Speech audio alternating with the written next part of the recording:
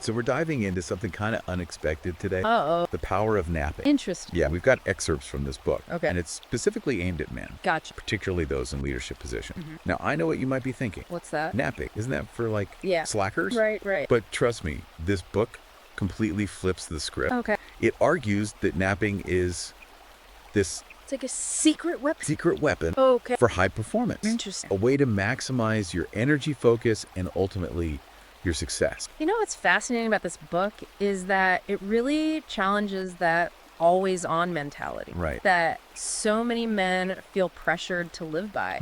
And it argues that rest, Yeah. specifically napping, Yeah. isn't a sign of weakness at all. Yeah. But it's a strategic tool That's like a... that's been used by Yeah. some of history's most accomplished figures. You're telling me. The book even mentions guys like Oh, Thomas Edison, Winston Churchill, Yep. John F. Kennedy. absolutely. These were men who were leading nations, innovating, shaping the world. Totally. And they all understood the value of a well-timed nap. And you know, it's not just historical figures. Right. Think about NASA astronauts. Oh, wow. Even the military. Really? They all use napping strategically to improve performance and alertness. Huh. There's a reason for that. Yeah. This book cites a NASA study Oh, wow. that found that a 26-minute nap can improve performance by 34%. Whoa. That's a significant boost. That's huge. It makes you wonder what we could all achieve with a little more rest. 34% boost just from a quick nap. Yeah. That's wild. Okay, so how does this cognitive reboot actually work? Yeah. How does it work? What's the science behind it? So the book dives into the science of sleep. Okay. Explains how napping helps clear out a chemical called adenosine. Adenosine. Yeah, and this builds up in our brains throughout the day, makes us feel tired. Think of it like hitting the reset button on your brain. I like that. Napping allows adenosine to clear out, gives you a fresh start mentally. So it's not just about feeling less tired. Right. It's about actually improving our cognitive function. Exactly. And this is especially important for leaders Yeah. who are constantly facing, complex decisions, demanding situations. Right. Book argues that napping can give you that mental clarity and focus. You need Okay. to lead effectively. Yeah, makes sense. Yeah. When you're running on fumes, it's hard to make good decisions or think strategic. For sure. So a nap could be like giving yourself a mental tune-up. Yeah, like a tune-up. But how long should we be napping for? Good question. Is there an ideal nap length? So the book emphasizes the importance of timing Okay. when it comes to napping. Right. If you nap for too long, Too long. Yeah. you can actually wake up feeling groggy and disoriented. Oh, really? That's called sleep inertia. Sleeper no. I've heard of that. The sweet spot, Yeah. according to the book, is a 20-30-minute nap. Wait. Enough time to clear out that adenosine and feel refreshed, but not so long that you disrupt your sleep cycle You don't want it. and wake up feeling worse. Yeah. Okay. So a short power nap is the way to go. That's the sweet spot. Seems doable even on a busy day. Yeah. But I gotta be honest, I still kind of think of napping as mainly about productivity. Is there more to it than that? There's so much more. Really? This book argues that napping not only improves your productivity, but also has a significant impact on your emotional resilience, your relationship, Wow. even your overall well-being. Okay, let's unpack that. Okay. I'm curious to hear more about how napping can benefit those areas of life. So we all know that stress is a constant in life, right? Oh, yeah. But chronic stress can be incredibly damaging to our health and well-being. For sure. And the book highlights how napping Yeah. helps regulate, Cortisol. which is our body's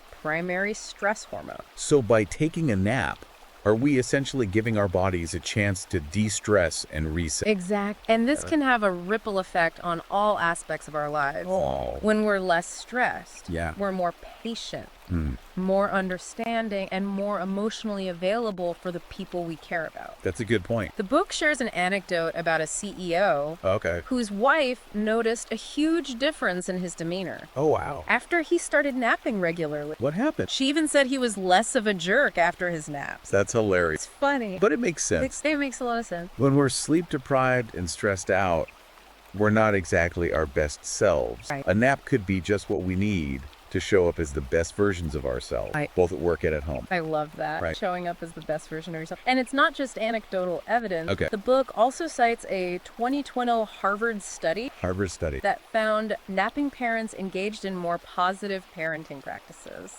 So if you're a dad, a nap might be just the thing you need to be more patient and present with your kids. It's not selfish to prioritize rest. Right. It's actually a way to show up better for the people who matter most. I Exactly. like that perspective. And this idea of rest being a cultural norm Mm-hmm. rather than a sign of weakness Yeah. is something the book explores in depth. Okay. It takes us on this fascinating journey through history, Right. looking at napping practices across different cultures. All right. I'm all ear. Tell me more about that. Well, for example, the Spanish have their famous The CS. tradition of taking a midday break, Mhm. often including a nap. Yeah. Then there's the Japanese concept of inemuri, Inemuri. which basically translates to sleeping while present. Wow. It's this socially accepted practice in Japan Really? where people can nap in public, Oh, wow. even during meetings, That's wild. as a sign of dedication to their work.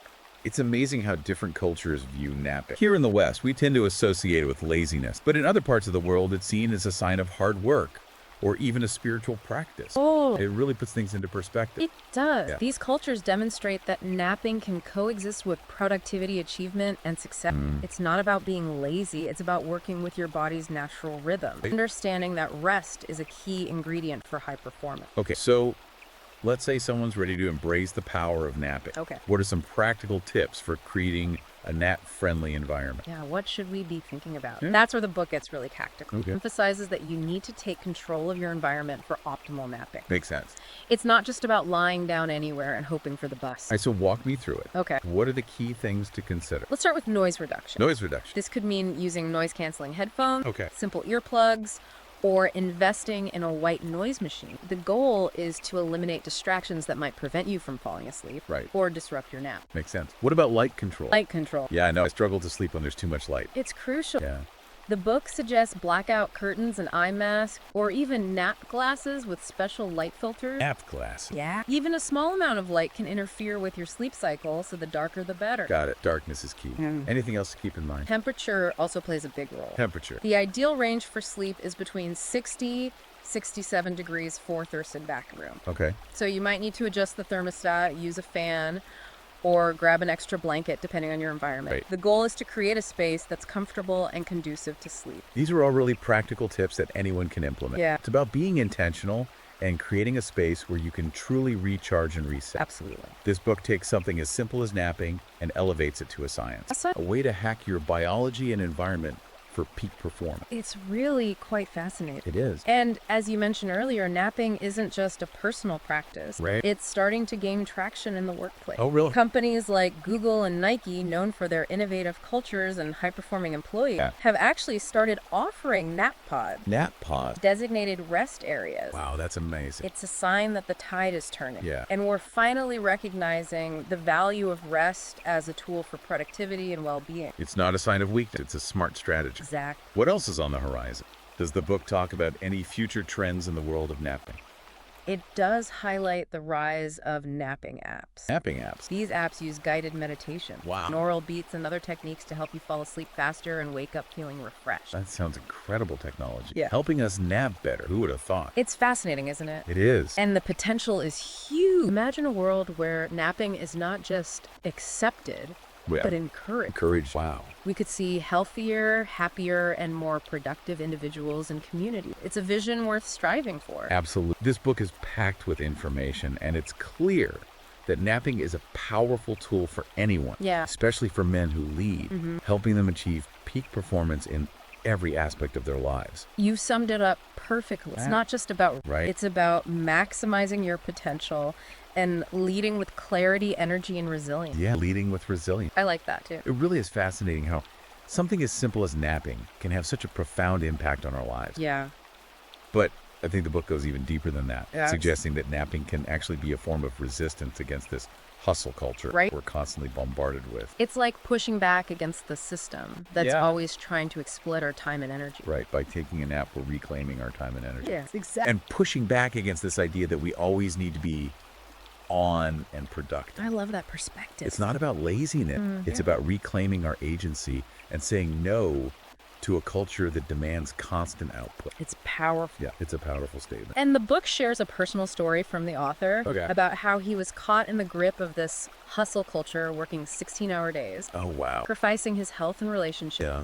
He describes hitting a breaking point and finally deciding to incorporate naps into his routine. I'm curious what happened when he started napping. So he describes Did it actually make a difference? a dramatic shift. Really? His focus sharpened, his creativity soared. Wow. He felt more in control of his life. That's great. It wasn't just about the physical rest, it was about the mental and emotional clarity that came with prioritizing rest. Napping became his secret weapon, a way to outsmart the system that was designed to grind him down. That's a powerful story. It is. It reminds us that we have a choice. We can buy into the hustle culture and burn ourselves out, or we can choose to prioritize rest and recharge our batteries I like that. so we can operate at our best. Recharge those batteries. But I think it's especially challenging for men to embrace rest. Yeah, I agree. We're often conditioned to believe that we need to be tough, stoic, Always on. and always on. Yeah, you're absolutely right. And the book really emphasizes this point. Okay. It argues that this shift in mindset from seeing rest as a weakness to recognizing it as a strength is particularly important for men. It's a different kind of strength. It is a different kind of strength. Yeah. It's about having the courage to go against the grain and prioritize your well-being. Even when it feels counterintuitive. Even when it feels Yeah. counterintuitive. Yeah. Exactly. It's about challenging societal expectations and taking control of your own energy and well-being. Absolutely. Speaking of societal expectations, I'm curious to hear more about the historical and cultural perspectives on napping that you mentioned earlier. Absolutely. The book highlights how napping isn't this new concept. Yeah. And in fact, it's been woven into the fabric of successful societies for centuries. Really? Like, for example, the ancient Egyptians. Right. They believed that dreams were messages from the gods. Oh, wow. That napping was a way to access these divine insights. Really? It was a deeply spiritual practice for them. That's so interesting. Yeah. It really challenges our modern view of napping as simply a way to catch up on sleep. Right. It was about connecting with something greater than themselves. It was.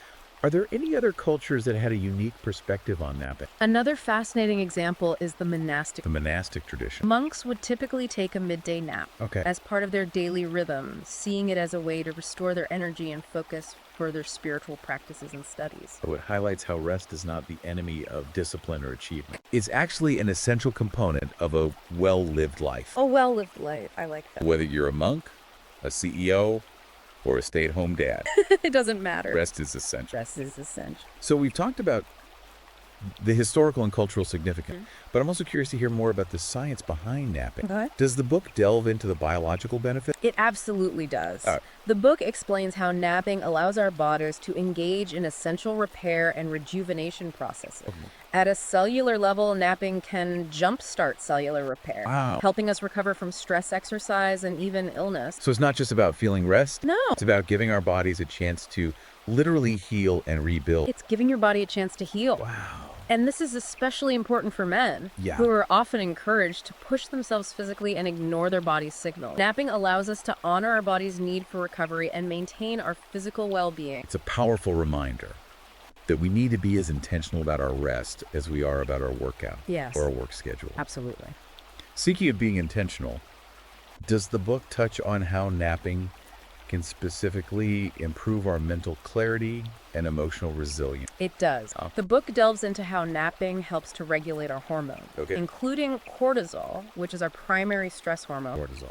When we're chronically stressed, our cortisol levels remain elevated, which can lead to all sorts of problems, including anxiety, insomnia, and difficulty managing our emotions.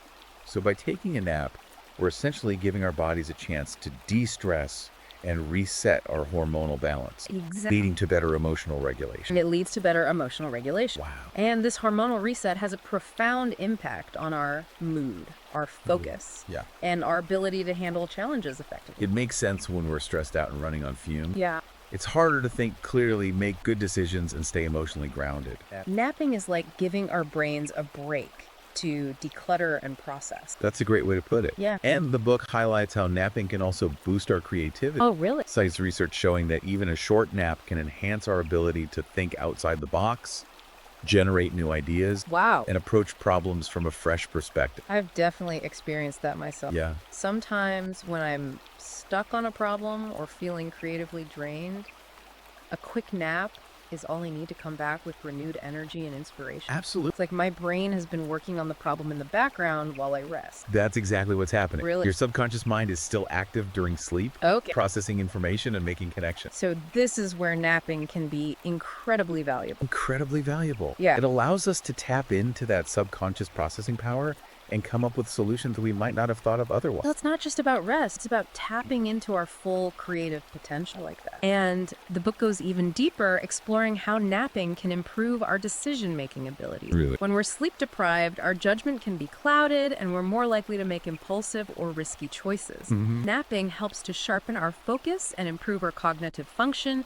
enabling us to make better decisions in all areas of our lives. It's a crucial point, especially for men in leadership roles. I agree. When you're making decisions that impact others, Yeah. whether it's your family, your team, or your company, Yeah. having a clear and focused mind is essential. Couldn't agree more. Speaking of high-stakes environments, does the book mention any examples of how napping has been utilized in demanding fields? It does. It provides some compelling examples of how napping has been used effectively in high-stakes environments, Oh, wow. Like what? including the military and even space exploration. That's fascinating. I would love to hear more about those examples. For instance, the U.S. Army has incorporated tactical napping for years Tactical napping. as a way to keep soldiers alert and focused during long missions. They recognize that in these situations where lives are on the line, every decision matters, and fatigue can be detrimental. Wow, that makes perfect sense. Yeah. In those high-pressure situations, even a small lapse in judgment can have serious consequences. Absolutely. So napping has also been integrated into space travel. Yes. Astronauts often take scheduled naps To combat to fatigue combat fatigue. Yeah. and maintain peak performance during long space flights. It's incredible how something as simple as a nap can be so vital in these demanding and high-pressure environments. It really is. It really speaks to the power of rest as a performance enhancer. Yeah. But I also think about the everyday demands of being a father and husband. Sure. Does the book talk about how napping can improve those roles? It absolutely does. Okay. As we've already discussed, napping helps to reduce stress and improve emotional regulation. Right. This means that when we're well rested, we're more likely to be patient, understanding, and emotionally available for our partners and children. Right. When we're sleep deprived, it's easy to get irritable, short-tempered, Oh, yeah. and easily frustrated. For sure. Napping could be the key to being more present and engaged with our loved ones. Exactly. And the book highlights how napping can also improve our communication skills. Oh, that's interesting. When we're well rested, we're better listeners. Okay. We're able to express ourselves more clearly, and we're less likely to react defensively or say something we'll regret. Those are crucial skills for building strong and healthy relationships. Absolutely. It's like napping is a relationship. I like that, a relationship superpower. It allows us to communicate more effectively and connect on a deeper level with the people we care about. Yeah, it really is. And the book shares some heartwarming anecdotes about how men have seen their relationships transform Oh, wow. after incorporating naps into their daily routine. That's great. There's one story about a CEO whose wife noticed he was less of a jerk Oh, yeah, we talked about them. after he started taking regular naps. Right. Yeah. That's a great reminder that small changes can have a big impact. Totally. And that taking care of ourselves isn't selfish. It's actually a way to show up more fully for the people we love. I love that. And I think this is especially important for fathers. Yeah. Fatherhood can be incredibly demanding, both physically and emotionally. It is. And I imagine sleep deprivation only adds to that challenge. Absolutely. Fatherhood requires a lot of energy, patience, and emotional resilience. And as we know, sleep deprivation can make it incredibly difficult to meet those demands. Right. The book argues that napping can help dads stay energized, focused, and emotionally balanced, Okay. allowing them to be more present, engaged, and playful with their children. So it's not just about surviving fatherhood, it's about thriving in it. Exactly. I like that. It's about thriving. That's a powerful message. Yes. It's about giving ourselves permission to rest and recharge so we can show up as the best dads we can be. I love that. But I'm also curious about the cognitive benefits of napping. Does the book talk about how it affects our brains, specifically in terms of creativity and problem solving? Absolutely does. The book dives into the fascinating world of brainwave activity. Okay. Explaining how napping allows our brains to shift into different states of consciousness, Wow. which can impact our cognitive ability. Okay, I'm intrigued. Walk me through that. Right. What are these different brainwave states and how do they relate to napping? So there are 4 main brainwave states: Okay. beta, alpha, theta, and delta. Okay. Beta waves are associated with wakefulness and alertness, Right. while alpha waves are associated with relaxation and a calm but focused state. Okay. When we nap, our brain waves shift out of that busy beta state and into a more relaxed alpha state. So it's like giving our brains a chance to slow down and declutter, Exactly. which could explain why we often feel more creative and insightful after a nap. nap. And as we drift deeper into sleep, our brain waves slow even further, entering the theta state, which is associated with deep relaxation, meditation, and dreamlike states. So even a short nap can allow us to tap into these deeper states of consciousness. That's right. And this is where things get really interesting. Okay. Because the theta state is where our subconscious mind comes into play. Our subconscious. It's the realm of intuition, inspiration, and those aha that often lead to breakthroughs. It's like tapping into a wellspring of creative potential that we might not even be aware of when we're in our normal waking state. Exactly. And the book argues that napping can help us access this wellspring, allowing us to tap into our creativity, solve problems more effectively, and even unlock hidden talents. It's a fascinating concept, and it really challenges us to rethink the potential of napping. It really does. It's like napping isn't just about rest. It's about unlocking a whole new level of mental and creative potential. Precisely. And to illustrate this point, the book provides some fascinating examples of how famous artists, inventors, and even athletes have used napping to enhance their creativity and performance. Okay, I have to hear about these examples. Give me the juicy detail. Well, one of the most famous nappers in history was Leonardo da Vinci. Leonardo da Vinci. He was known to take short naps throughout the day to boost his creativity and problem-solving ability. Wow, that's incredible. Da Vinci was a true genius. Yeah. And it's fascinating to think that something as simple as a nap might have contributed to his remarkable achievement. It's a powerful example of how napping can help us tap into our full potential. Yeah. And Da Vinci wasn't alone. Yeah. Thomas Edison, the prolific inventor, was also a famous napper. Thomas Edison, wow. He believed that short naps were the key to unlocking his creativity. Really? And often napped in his lab, waking up with fresh ideas that led to groundbreaking inventions. It's amazing to think that some of the most brilliant minds in history used napping as a tool for innovation. It is. But I have to admit, I'm still a bit skeptical about napping in the workplace. Okay. It feels like it would be frowned upon, like I'm slacking off. I understand your hesitation, but the book challenges that perception, arguing that napping is not a sign of laziness. Right. It's a smart strategy for improving productivity and well-being. Mm-hmm. And it's starting to gain traction in the workplace, especially in forward-thinking companies that recognize the value of rest. Really? Are there companies actually embracing napping? Absolutely. Wow. For example, Google, known for its innovative work culture, Google, yeah. has installed nap pods in its offices, giving employees a dedicated space to recharge during the workday. That's a game changer. It is. It's a sign that we're starting to move away from the always-on mentality that's so prevalent in our culture. I agree. It's about creating a work environment where rest is valued as a tool for success. Exactly. Not seen as a sign of weakness. Not a sign of weakness. Right. And this shift in workplace culture is something the book encourages us to advocate for. Advocate for, okay. It's about speaking up, sharing the research, and challenging the stigma associated with napping. It's about starting a conversation. Starting a conversation. And showing people that napping can actually benefit everyone. Both employees and employers. Absolutely. Speaking of benefits, we've talked a lot about the positive impact of napping on our individual lives. Right. But does the book explore the potential benefits for society as a whole? It does. The book argues that when we prioritize rest and recovery, we're not just taking care of ourselves, we're also creating a more compassionate and supportive society. I love that perspective. Yeah. It's about recognizing that our well-being is interconnected. Yeah. And that when we take care of ourselves, we're also taking care of each other. Exactly. And the book highlights how cultures that value rest, like those that practice the siesta or inamori, often have stronger social bonds and a greater sense of community. It's like napping is a shared ritual that brings people together.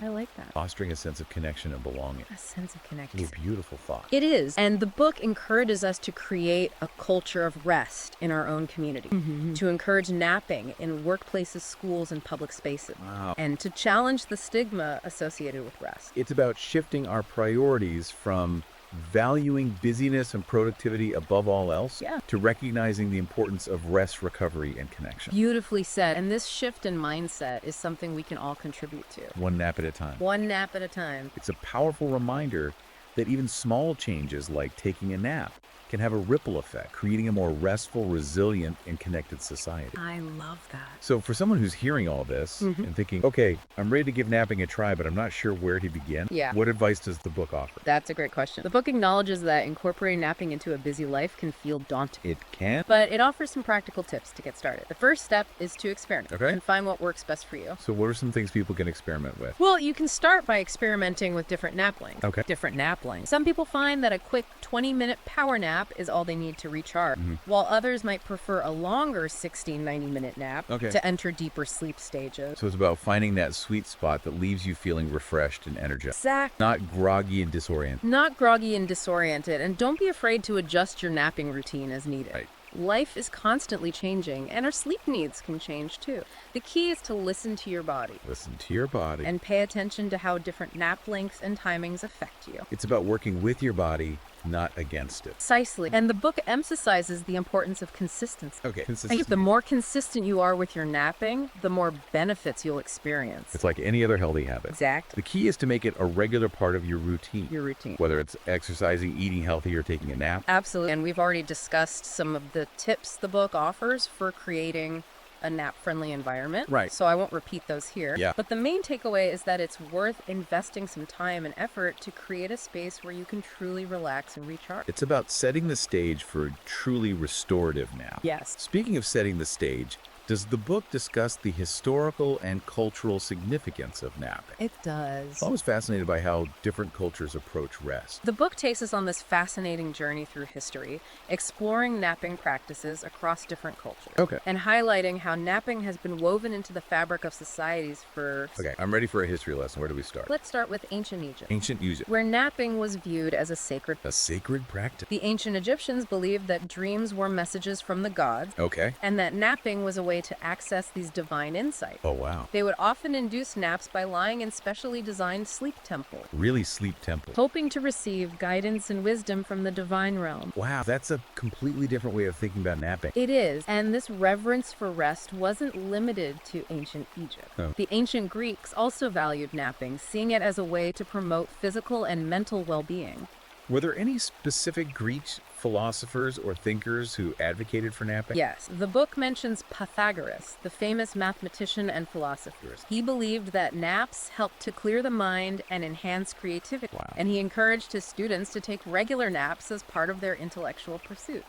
It's fascinating to see how napping has been valued throughout history. It is. Makes you wonder if we've lost something valuable in our modern obsession with productivity and busyness. We might have. Yeah. And the book goes on to explore napping practices in other cultures, including the famous Spanish siesta. Oh yes, the siesta. Siesta. Such an iconic part of Spanish culture. Tell me more about its origins. So the siesta has its roots in ancient Rome, where people would take a midday break to escape the heat and rest. This tradition was adopted by the Spanish, and it evolved into the siesta we know today, Right. which typically involves a long lunch followed by a nap. It's a beautiful tradition that honors the need for rest and rejuvenation. It is. But I've always thought of the siesta as a cultural quirk, something specific to Spain Yeah. and other Mediterranean countries. That's a common misconception. The book challenges this idea, arguing that napping is not a cultural quirk. Okay. It's a universal human need. Okay, I'm intrigued. Tell me more about that. The book explains how our bodies are naturally programmed for a midday dip in energy. Okay. Regardless of our culture or lifestyle, this dip, known as the postprandial dip, The postprandial dip. typically occurs in the early afternoon, and it's a signal from our bodies that we need to rest and recharge. So the siesta is actually aligned with our biology. Exactly. And by ignoring this natural dip in energy, we're essentially fighting against our own bodies, No, which can lead to fatigue, stress, and even health problems in the long run. that's a good point. It's a powerful reminder that we need to honor our body's natural rhythms and prioritize rest, Yeah. even in our busy modern lives. Absolutely. And speaking of different cultural approaches to napping, the book also explores the Japanese concept of inamori, Inamori, which translates to sleeping while present. sleeping while present. It's a socially accepted practice in Japan, Oh, wow. where people are allowed to nap in public places like trains meeting, Really? and even at their desks. That's incredible. It's so different from our Western culture, It is. where napping is often seen as a sign of laziness or a lack of professionalism. Right, but in Japan, inamori is actually seen as a sign of dedication and hard work. That's fascinating. It's like they're saying, I'm so committed to my work that I'm willing to push myself to the point of exhaustion. Yeah. And I trust my colleagues enough to rest in their presence. Exact. And this cultural acceptance of napping is something the book encourages us to cultivate in our own society. It's about creating a culture where rest is valued, not stigma, Right. and where people feel comfortable taking care of their well-being. It's about recognizing that Rest is not the enemy of productivity. Exactly. Rather, it's the foundation for it. Couldn't have said it better myself now. Before we wrap up this deep dive into the world of napping, Right. I want to touch on a few more fascinating insights from the book. Okay, I'm all ears. What else did you uncover in your exploration of this topic? Well, one thing that really stood out to me was the discussion of napping and creativity. Oh, napping and creativity. The book argues that napping can actually enhance our creative ability Okay. by allowing our brains to make new connections and access insights that might not be available when we're in a more alert state.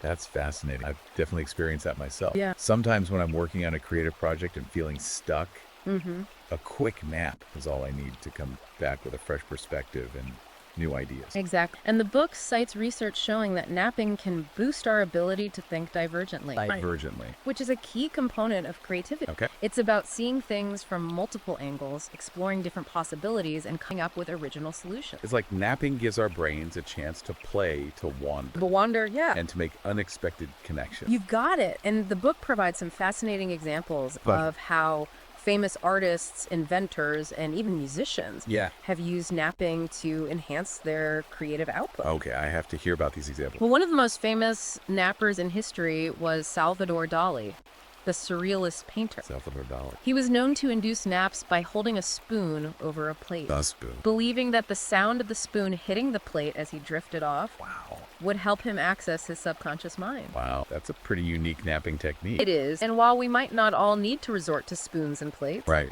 Dali's approach highlights the power of napping to tap into our creative potential. It's about giving ourselves permission to let go, to relax, Yeah. and to allow our subconscious minds to wander Yeah. and make those unexpected connections. Exactly. And the book goes on to explore how napping can also enhance our problem-solving ability. Okay, tell me more about that. Yeah. How does napping help us solve problems? Well, when we're facing a challenging problem, Mm-hmm. our brains can get stuck in a rut with the same thoughts and approaches over and over again. Right. Napping allows us to step away from the problem to clear our mind Right. and to come back with a fresh perspective. It's like hitting the reset button on our brain, It is like hitting the reset button. allowing us to see the problem with new eyes. Precisely. And the book cites research showing that napping can improve our ability to think flexibly, Yeah. to adapt to new information, and to find creative solutions to complex problems. It's like napping gives us a cognitive edge, helping us to think more strategically and solve problems more effectively. You've got it. And the book encourages us to use napping as a tool for problem solving, especially when we're feeling stuck or overwhelmed. It's about recognizing that sometimes the best way to solve a problem is to step away from it. Yeah. Rest our minds and come back with renewed energy and clarity. Exactly. Now, before we wrap up, I want to emphasize one more important point from the book. Right. Napping is not just about personal productivity or well-being. Right. It's also about building stronger community. I'm intrigued. How does napping connect to community building? The book argues that when we prioritize rest and recovery, we're not just taking care of ourselves. We're also creating a more compassionate and supportive society. I love that perspective. It's about recognizing that our well-being is interconnected and that when we take care of ourselves, we're also taking care of each other. Exactly. And the book highlights how cultures that value rest, like those that practice the siesta or inamuri, Right. often have stronger social bonds and a greater sense of community. It's like napping is a shared ritual that brings people together, fostering a sense of connection and belonging. You've got it. And the book encourages us to create a culture of rest in our own communities. Okay. To encourage napping in workplaces, schools, and public spaces, Wow. and to challenge the stigma associated with rest. It's about shifting our priorities from valuing busyness and productivity above all else to recognizing the importance of rest, recovery, and connection. Beautifully said. And this shift in mindset is something we can all contribute to. One nap at a time. One Nap at a time. It's a powerful reminder that even small changes like taking a nap can have a ripple effect, creating a more restful, resilient, and connected society. I love that. This has been an incredible deep dive into the world of napping. That has been. I've learned so much, and I'm definitely inspired to make napping a more intentional part of my life. I'm thrilled to hear that. And remember, if you're intrigued and want to delve even deeper into the science, the benefits, and the strategies for successful napping, Yeah. be sure to check out The Power Nap, Unlocking the Secret Weapon for Men Who Lead by Conrad Reicher. Yes, definitely check it out, listener. It's a fascinating read. It is. And a great resource for anyone who wants to harness the power of napping. You can find it on Amazon Kindle and Google Play Books. Perfect. And listeners, as you go about your day, remember this. What could you achieve if you had more energy, more focus, and more emotional resilience. Yeah, think about that. Maybe, just maybe, the answer lies in taking a nap. You know, it's funny, we were talking about how other cultures really have embraced napping Yeah. in ways that we haven't. Right. And the book actually touches on this, suggesting that, we have a lot to learn from these different approaches to rest and how they impact well-being and even societal structure. You mentioned earlier how napping can actually be a form of resistance against this hustle culture Oh, yeah. that's so prevalent in our society. I love that idea. And that really resonated with me. Yeah. It's like by taking a nap, we're reclaiming our time and energy, Yes. pushing back against this idea that we always need to be on and productive. Exactly. And the book really delves into that idea, arguing that, by embracing rest, particularly napping, we're challenging a system that often prioritizes profit over people. Right. It's about setting boundaries And boundaries. and recognizing that our worth isn't tied to our output. Absolutely. I think a lot of men, especially those in leadership positions, Yeah, really struggle with that. I agree. We're taught to push ourselves to the limit, to be the provider, Always be strong. to always be strong and in control. Right. But this book seems to be saying that true strength comes from knowing when to rest and recharge. I love that true strength comes from rest. Yeah. It's about recognizing that rest isn't a luxury, it's a It necessity. is a necessity. It's not a sign of weakness, Yeah. but it's a sign of self-awareness and Yeah. a commitment to our well-being. And this shift in mindset is something that can benefit everyone, Everyone. not just men. Not just men, absolutely. So much of our society is built on this idea of constant productivity and striving. Right. Imagine if we all embraced the power of rest. It'd be a different world. How much happier and healthier we could be. But for someone who's listening to this and feeling inspired to incorporate napping into their life, Yeah. what are some simple first steps they can take? That's a great question. The book emphasizes that finding the right napping strategy is a personal journey. Okay. What works for one person might not work for another. So the first step is experiment. Okay, what kind of things should people be experimenting with? Well, you can start by trying different nap lengths. Different nap likes, okay. Some people find that a quick 20-minute power nap is all they need to feel refreshed, while others might prefer a longer 60, 90-minute nap to enter deeper sleep stages and experience more restorative benefit. So it's about finding what feels right for you and your body. Exactly. And don't be afraid to adjust your napping routine as needed. Yeah. Life is constantly changing, and our sleep needs can change too. Yeah. The key is to listen to your body Listen to your body. and pay attention to how different nap lengths and timings affect you. It makes sense. It's about finding that sweet spot where you wake up feeling refreshed and energized. Yes. Not groggy or disoriented. Not groggy or disoriented. The book also offers some great advice on creating a nap-friendly environment. Yeah, we talked about this a bit earlier. I did. But it's worth reiterating. It's worth reiterating the ideal nap environment is dark, quiet, and cool. Right. So consider investing in blackout curtains, earplugs, or a white noise machine to minimize distractions and optimize your sleep. It's about creating a sanctuary where you can truly disconnect from the world and give your mind and body a chance to rest and recharge. I love that, creating a sanctuary. And don't underestimate the power of a comfortable sleep surface. Oh, yeah. Whether it's your bed, a couch, or even a hammock, finding a comfortable place to nap can make a world of difference. Absolutely. You know, this conversation has really opened my eyes to the potential of napping. I'm so glad. It's not just about catching up on sleep. It's about optimizing our mental and physical performance, Yeah. strengthening our relationships, and even creating a more compassionate and connected society. I love it. It's about recognizing that rest is not a luxury, but a fundamental human need. It is, And it's something we can all embrace, regardless of our age, gender, or profession. regardless of anything. Absolutely. Well, this has been a fascinating deep dive into the world of napping. It has. I'm walking away with a whole new appreciation for the power of rest. I'm so glad. And remember, if you're interested in exploring this topic further, The Power Nap, Unlocking the Secret Weapon for Men Who Lead by Conrad Riker is a fantastic resource. Yes, definitely check it out, listeners. You can find it on Amazon Kindle and Google Play Books. It's packed with insights, research, and practical tips to help you harness the power of napping and unlock your full potential. It's a game changer. And on that note, we'll leave you with this thought. What could you achieve if you had more energy, more focus, and more emotional resilience? Maybe the answer lies in taking a nap. Thanks for joining us on this deep dive. We'll catch you next time.